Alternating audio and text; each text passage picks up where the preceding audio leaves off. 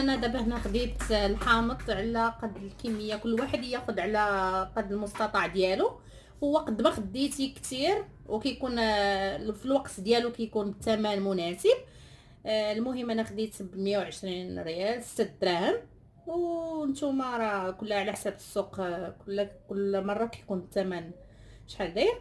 المهم انا هنا خديت الحامض البلدي، حيتاش الحامض البلدي كيجي لذيذ في الطياب. خديته، خصني نغسلو مزيان، هو باقي ما مغسول ما والو. غنغسلو ومن بعد غنوريكم الطريقه ديال كيفاش كنرقدو. انا دابا انا غسلته، غادي نشفو مزيان وغادي نكملو الطريقه. انا دابا غنشف الحامض ديالنا مزيان. اهم حاجه عندنا هي النظافه، داكشي يكون نقي، شغلنا يكون متول ونقي. هانتوما كيما كتشوفوا معايا شتي ما فيها لا ضربه لا حتى حاجه. هكا كنمسحها مزيان.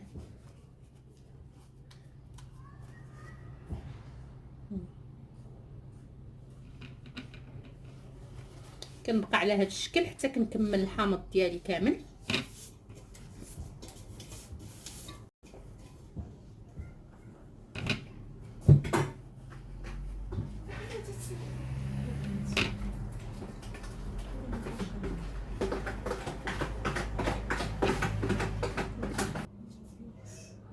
مهم كناخذوا حامضه، كنحاولوا نحيدوا لها هاد النباته، لا من هنا ولا من هنا.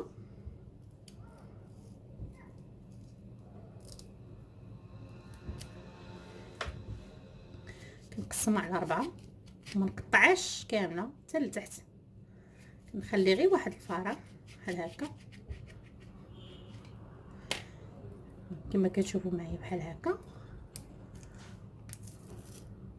وهاد الجناب هما اللي كندير فيهم الملحه بحال هكا. كنحاول هاد الجنيبات هكا مزيان،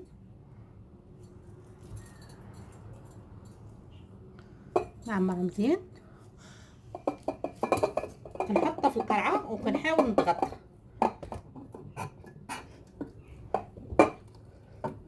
نضغط عليه مزيان تيخرج هذاك العصير. نعاودو الثانيه هكاك، نحيدو النباته الخضراء اللي فيها.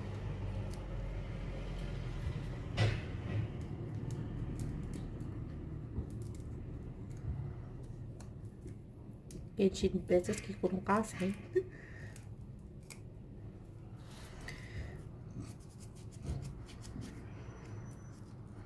هذه الطريقه الناجحه ديال ترقاد الحامض 100%. ما كنديروا فيه لا ما لا حتى حاجه، ما كيخسرش.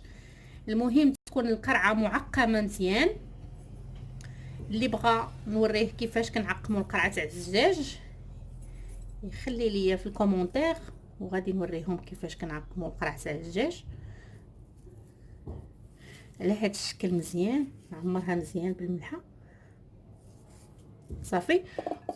فيما حطيت ندفع نضغط تيخرج منها العصير ديالها، وغنبقى على هذا الشكل حتى كنكمل كاع الحامض ديالي.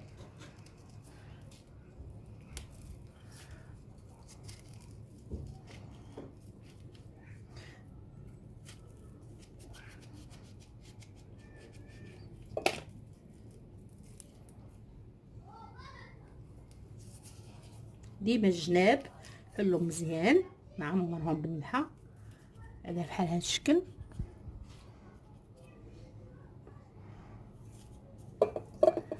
ونضغط، ملي ندير نضغط تيخرج العصير ديالها. كما كتشوفوا معانا هانتوما شوفوا العصير ديالو حتى لين وصل. انا فيما كنضغط عليه كيطلع العصير ديالو حتى الفوق. الصراحه هذا الحامض البلدي غزال وكيجي رائع وكيستحق الانسان يصوبو احسن من ديال الزنقه ب1000 درجه. والحاجه ديال الليد ماشي هي الحاجه ما عرفتيهاش كيفاش باش تصوبت. المهم انا بالنسبه للحامض ما حدو الا هبط الحامض، حيت الغد ليه كيبقى غادي وكيهبط، انت ما حدو هو كيهبط وانت كتعاودي تزيدي شي حامضه ولا جوج.